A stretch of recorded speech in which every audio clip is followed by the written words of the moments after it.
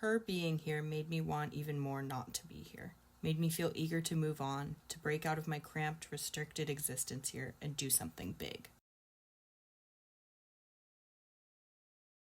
The restaurant would be real home-cooked food, nothing pretentious, delicious, satisfying, and made with the best products, locally grown and organic when possible. Talked to Mom and Dad last night. They certainly have a way of stifling me.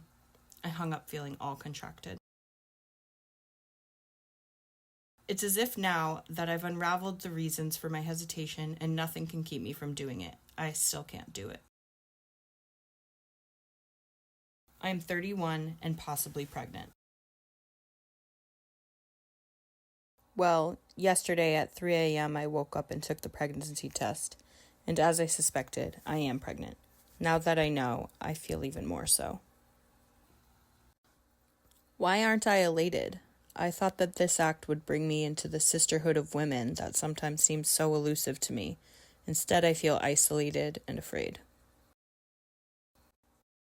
So I spelled it out, and all I got was his face to the wall. From late afternoon into the evening, we argued. What does a woman need that a man is capable of giving her? In spite of what I wrote yesterday, when all goes well in the relationship, all goes well in life. You see, I can still forget that I'm pregnant. I know that it would help me relax, but I can't seem to relax enough to have sex. I feel unbelievably alone here in France. I want to experience joy. I don't want to cheat myself of happiness anymore. Somehow it's hard to believe that this process is just moving along with or without my consent. In a way, it is amazing. I am actually starting to feel excited about all of this. It's nice.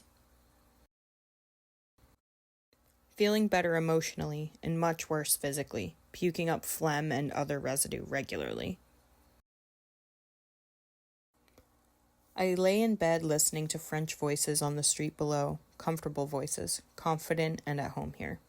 I will never be at home here. Yes, I am involved in the ultimate act of creation, but that's totally different from creating with your hands.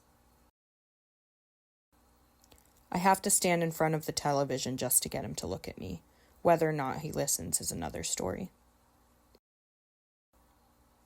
Who has a right to bring a child into the world? For me, the art is still there, as nagging and as important as ever. Dreams, dreams, dreams. I no longer record them. They are too bizarre, too brief, too muddled, too many. I feel like I could be so much more free and confident making less personal art. My gums have been bleeding excessively, and I may have a cavity. All pregnancy-related stuff.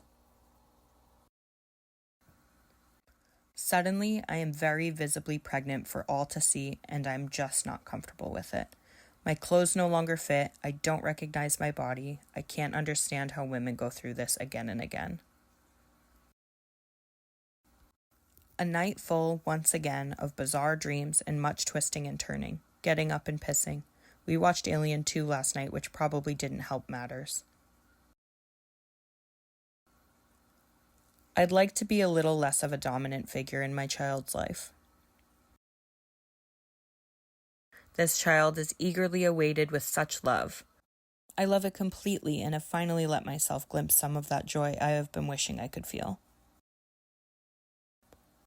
It has been pretty much fine with Sylvain's parents, though now they have a new focus, child raising, and many stories are told pointedly for our benefit.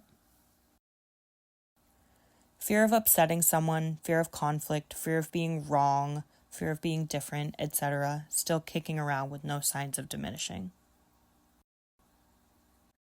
Being told what's going to happen rubbed me the wrong way. Maybe it was all too real. 2 more months.